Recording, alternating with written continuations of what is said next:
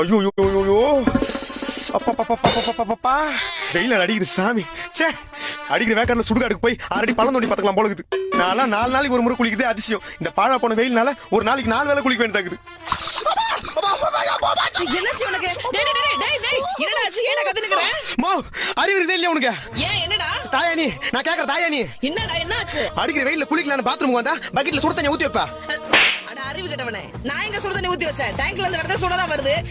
இது டேங்க்ல இருந்து வரதே அப்படிதான் வருதா? ஆமா, இங்க பாரு. மோ, இப்படி எல்லா இடமும் சூடா இருந்தா நான் எப்படிமா இந்த வெயில்ல குளிப்பேன்? போய் பச்சை தண்ணியாவது காய வைமா. பைத்தியமா இவன்? மா, இடி இடிக்குதுமா. இடி இடிச்சா என்னடா இப்போ? மா, அடிக்கிற வெப்பத்தினால மக்கள் எல்லாம் துக்கத்துல இருக்கிறப்போ திடீர்னு சில்லுன்னு மழை வந்தா எப்படி இருக்கும் தெரியுமா? ஒரு தீயில சொல்லெடுத்து ஒளி போடுற கையெழுத்து அன்னொருவ வந்திருக்காடு.